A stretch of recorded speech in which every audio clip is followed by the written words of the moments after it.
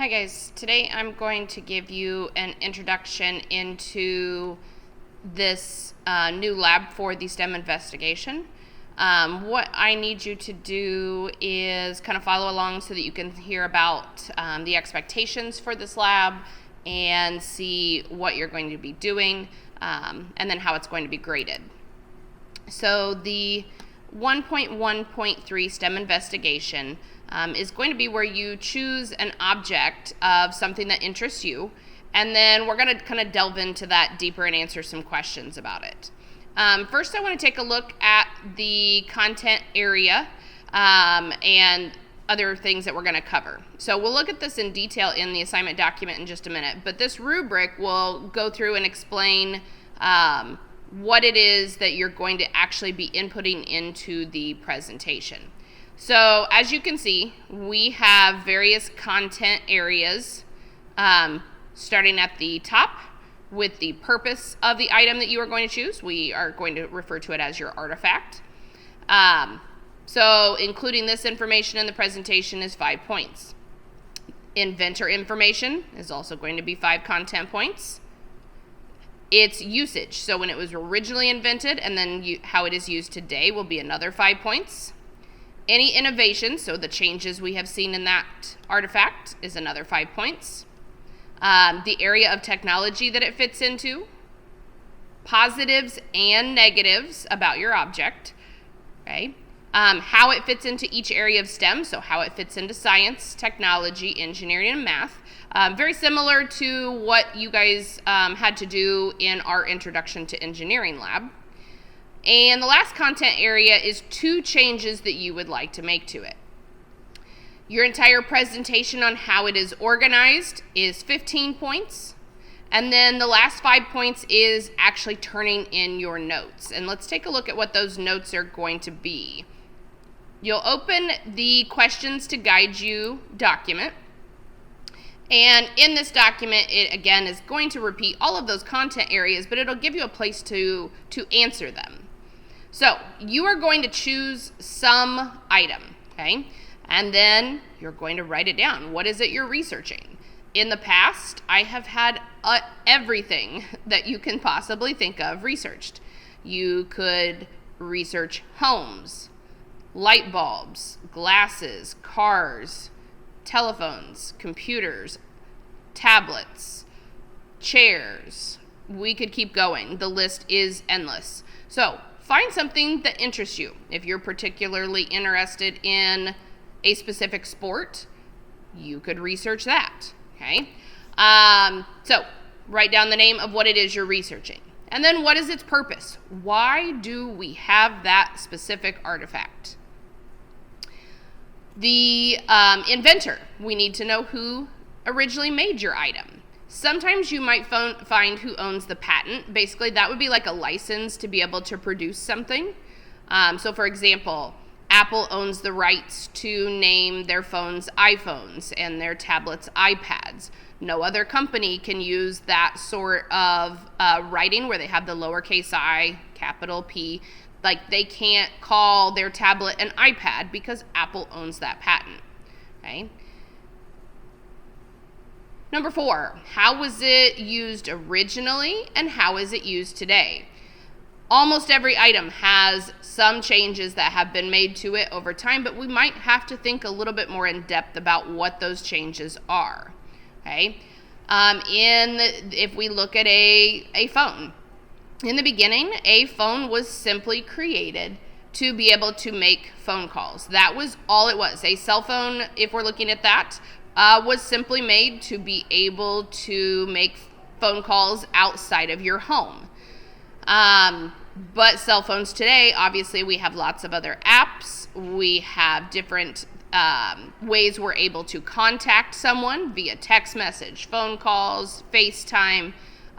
We have lots of other possibilities. Even from the original first iPhone to the newest version, we have multiple changes. So originally, it was used as kind of a traveling computer.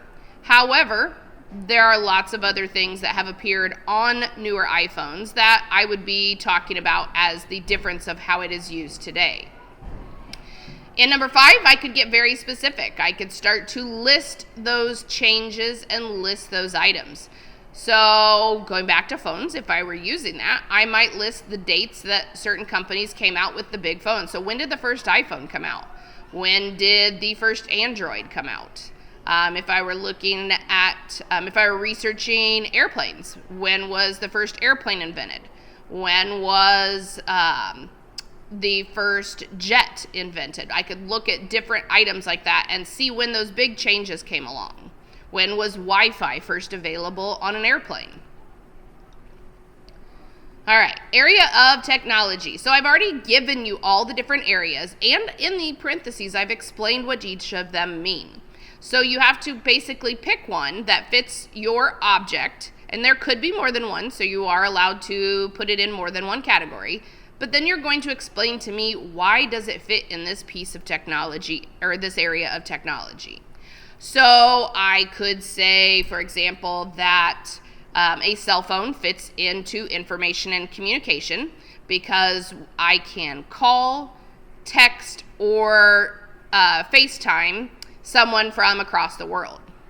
I might say that it also fits into production because we're going to have to be making it along an assembly line where certain people are installing different parts within the phone. Okay, and I could keep going. But you need to find and explain how yours fits into at least one of these areas. All right, number 7 and number 8, we are looking at the positives and the negatives. So what are 3 positive impacts of your artifact on society, and what are 3 negative impacts? Everything has a positive and everything has a negative. So for example, if I was researching solar panels, positives are pretty easy to come up with. I might have to think outside the box for the negatives. Negatives might be that consumers have to pay quite a bit of money to install solar panels on their home, so they're pretty expensive. And I might not see the financial savings for a few years until I have paid back what I owed on having them installed. It could also be possibly that it's negative because I might have to clear out a big area where there's trees, and that might destroy natural habitats for different animals or different species because I needed an area to install them. Okay, so that's just a couple examples there. This should look familiar from our intro to engineering. You're going to tell me how your object that you have chosen fits into each of the areas of STEM. Number 10. This is definitely a mandatory question. Don't skip over it. I want you to change your product any way you like, but I want you to give me 2 changes. And it needs to be more in-depth than just a simple color change. So don't tell me about a color change. I want you to really think outside the box. And let's pretend the company that makes your artifact came to you and said, I want you to change this to make it better, make it easier for someone to use. What are 2 things you would change? Okay, and you would be giving those here. You can come up with more than 2 if you would like, but you need at least the 2. Okay, so for today, you are to choose what you want to research, so choose your artifact, and then you are going to begin your research. I want you to aim for it getting at least 4 questions answered today, okay? And the first question is simply what you're researching, so that one's an easy one. 4 questions found today. Now, can you do them out of order? Yes, you can, but number 1 should definitely be the first question you answer. So any 4 questions can be answered. If you happen to get 4 questions done today, keep going. Keep researching. Research is planned for today and tomorrow, so it shouldn't be finished in part of a class. You need to make sure that you are researching for the entire class period. If you're just getting 1 or 2 word answers, then you're probably not getting extensive enough research and you need to go back and keep looking.